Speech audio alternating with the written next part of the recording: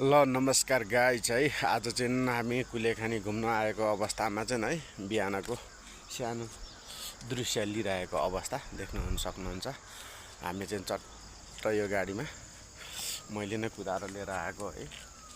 मेरो लाइफमा पनि चलाएको थिइनँ मैले यस्तो पहाडमा गाडी है।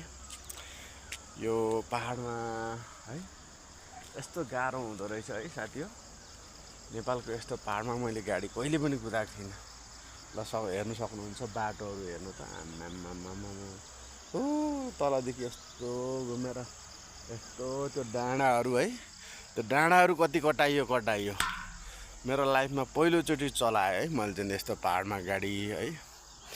एकदम डेन्जर हुँदो रहेछ है। टेक केयर है सबैजना ड्राइभरहरूलाई चाहिँ म टेक केयर भन्न चाहन्छु।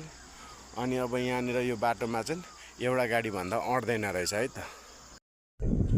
हेलो गुड मर्निङ नमस्कार सम्पूर्ण मेरो टिकटक र फेसबुक प्रेमी मित्रहरूलाई 2026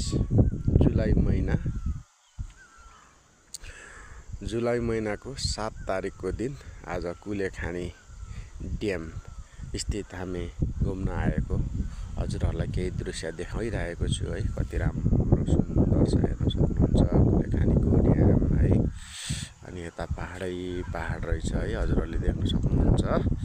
हेर्नुहोस् यो चाहिँ कुलेखानीको होटेल है। कस्तो राम्रो छ यहाँभित्र सुविधा छ। हजुरहरू आउनुभएको छ कि छैन देख्न सक्नुहुन्छ हजुरहरूले। कति मिठो चिसो हावा आउँदो रहेछ है तल गाइज। कमेन्ट गर्नु होला है को आउनु भएको छ।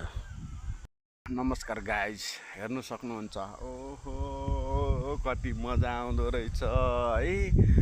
यो त बच्चामा कोक्रोमा खेले जस्तो ल देख्नु सक्नुहुन्छ साथीभाइ हो है।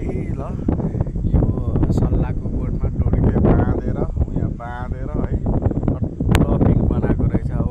कम आनन्द आउँछ साथी हो। यहाँ मजा हेर्नुहोस् त टुल्लुङ यो कुलेखानीको ड्याम हेर्नु आउँदाखेरिको अवस्था है रोमान्टिक्स मजाले